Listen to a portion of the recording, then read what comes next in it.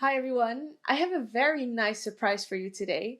I would like to introduce you to our newest Whetstone Next Generation keynote speaker.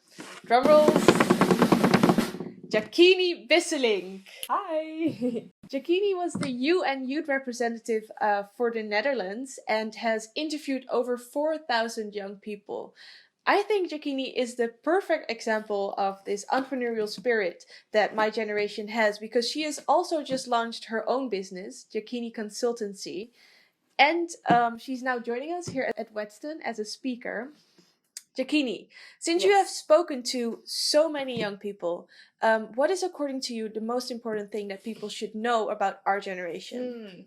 Well, I think a huge misconception is that, people always say we're always on our phones, on Snapchat, on Instagram, on TikTok, trying to look good.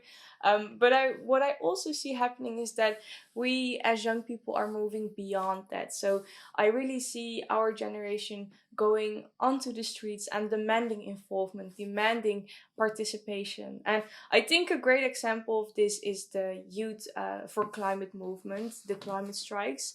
This protest movement is the biggest global movement ever. Can you believe that? And this is organized by young people. And you see this trend also when it comes to the Black Lives Matter protest that we are seeing right now, for example. So you really see that our generation is moving beyond those likes and clicks and shares and all that good stuff, and really demanding participation, and not only participation, also meaningful participation. So, meaningful participation is indeed what our generation wants to see. But there's another thing, and that goes hand in hand with meaningful participation, which is meaningful action. This generation actually wants to see organizations and companies take action in the issues that they care about. So, one thing that we don't want to see is woke washing. And woke washing is actually a term that is coined by our generation, Generation Yeah. Z and millennials. And woke washing means that companies and organizations are speaking out or taking a stand in social issues without translating these values into their organizational practices. So, a good example of woke washing is organizations or companies sharing a picture, a black squared picture, you might have seen them on Instagram, on Blackout Tuesday as a sign of solidarity for the Black Lives Matter movement. But for us, for our generation, meaningful action goes beyond posting a black square. So, Jahkini, what can companies and organizations do to take meaningful action?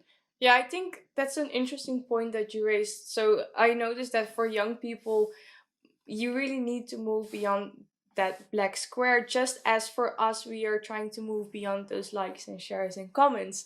So yeah, there are many things that you as a brand or as a company or as an organization can do.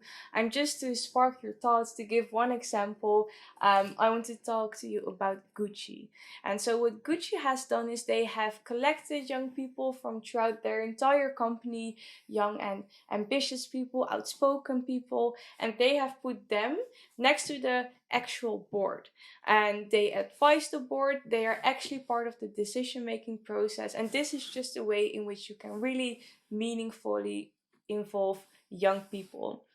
And now I really noticed that a lot of young people are so happy to see brands and companies, organizations speak out about societal issues, about environmental issues. But this also comes hand in hand with taking meaningful action with regards to these matters. So we as young people demand meaningful action. We also want to see it from you, and Lecyca and I are here to join you in the process. We have brand new keynotes and workshops ready to help you and give you practical advice on how to implement meaningful action within your organization. So please do not hesitate to contact us, and hopefully, we will see you soon in real life or virtually in good health. Thank you very much.